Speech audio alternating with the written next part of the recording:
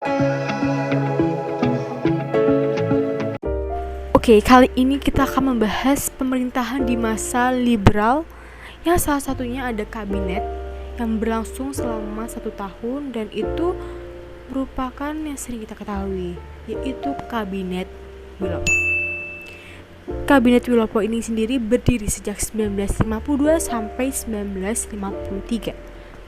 Nah, pada Kabinet Wilopo ini sendiri terbentuk berdasarkan keputusan Presiden nomor 85 tahun 1952, tepatnya pada tanggal 1 April 1952, dan juga telah didemisioner pada tanggal 3 Juli 1952. Jadi seperti yang ketahui, pada setiap kabinet itu tidak mungkin selalu berjalan mulus pada masa programnya, tetapi pada masa programnya itu ada juga permasalahan. Nah, seperti ini, pada kabinet Wilopo ini juga memiliki permasalahan saat kabinet Wilopo ini berkuasa. Seperti yang pertama, munculnya gerakan separatis. Yang kedua adalah keadaan perekonomian dan juga politik yang belum memadai. Yang ketiga adalah permasalahan Irian Barat yang belum terselesaikan. Dan yang terakhir adalah munculnya peristiwa 17 Oktober 1952.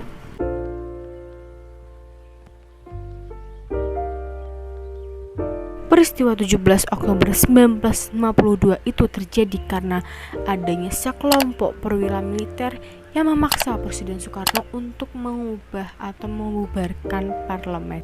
Hal ini bermula pada usaha perwira militer, yaitu Kepala Staf Angkatan Perang Republik Indonesia, yaitu T.B. Sitompul, dan juga Kepala Staf Angkatan Darat A.H. Nasution.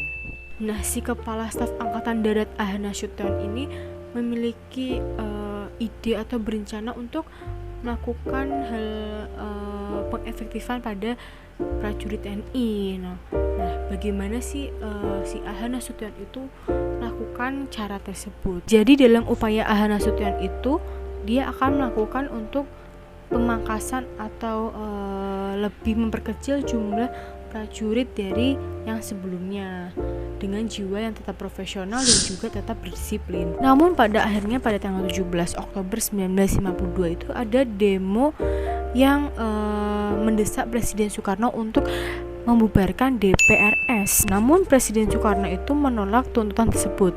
Jadi dari A.H. Nasution pun juga akan dicabut jabatannya dan akan digantikan oleh Kolonel Bambang Sugeng. Nah, jadi adanya peristiwa 17 Oktober 1952 ini berdampak pada pemerintahan dan juga berdampak pada kedudukan pemerintahan Kabinet Wilopo tentunya. Kabinet Wilopo akan semakin melemah ketika terjadi peristiwa Tanjung Morawa di Sumatera bagian timur, dan peristiwa tersebut menyebabkan Kabinet Wilopo ini mengembalikan mandatnya kepada Presiden Soekarno. Jadi itu kenapa pada Kabinet Wilopo itu ada yang namanya peristiwa 17 Oktober. Karena itu kita harus mengetahui, memperdalam lagi bagaimana peristiwa 17 Oktober ini bisa terjadi, karena banyak orang yang tidak tahu kenapa peristiwa 17 ini tuh ada pada Kabinet Wilopo, kenapa nggak pada kabinet sebelum-sebelumnya. Dan ternyata